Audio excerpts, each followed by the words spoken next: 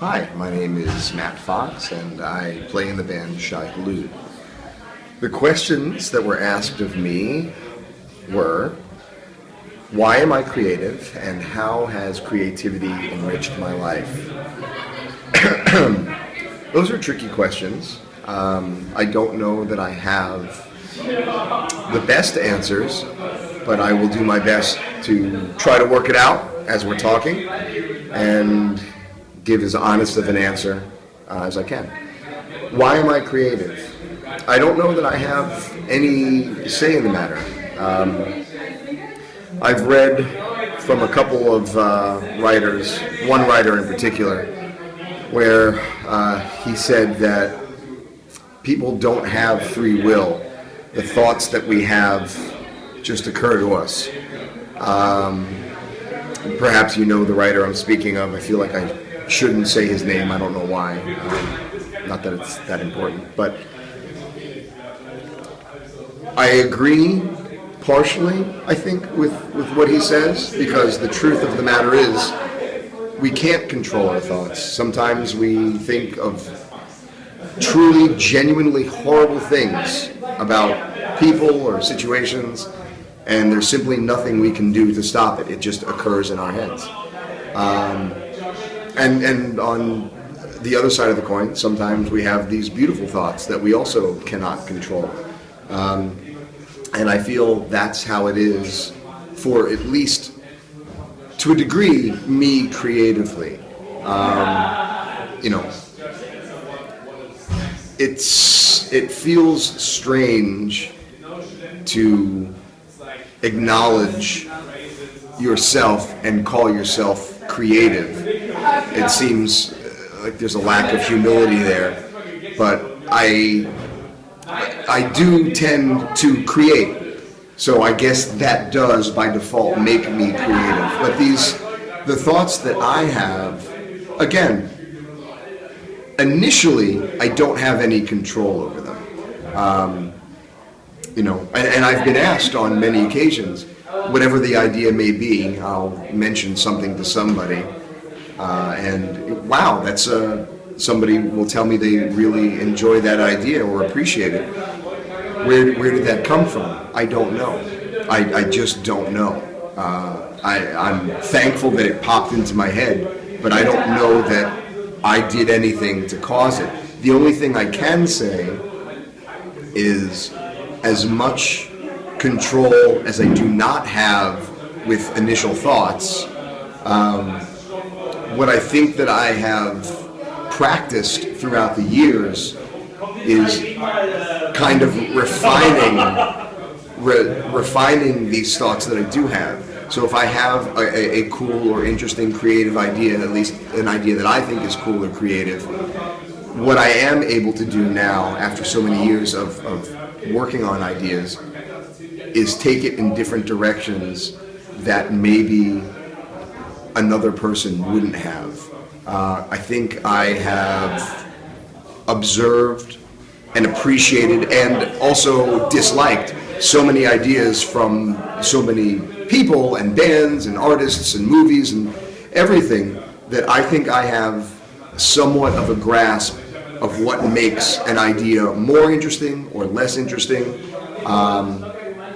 or more appealing, or I can take the original idea that I had, which I had no control over, and push it in the best direction possible.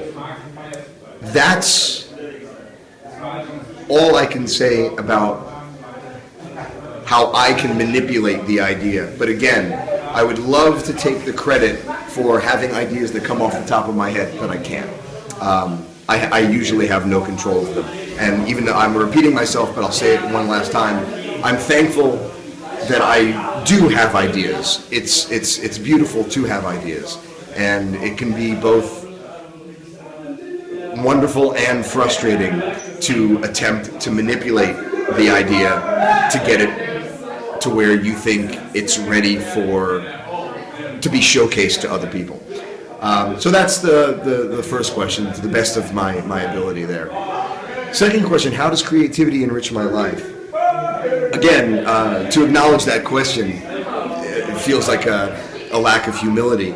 But in trying to answer it, I think ideas in general are important. I mean, I've said to friends and a lot of different people, at the end of the day, I'm in love with ideas.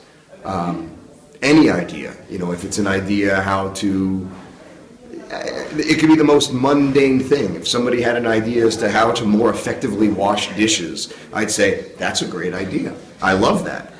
I think good ideas are beautiful, and I think good ideas are enriching to everybody, to the people that come up with the ideas and the people who consume them.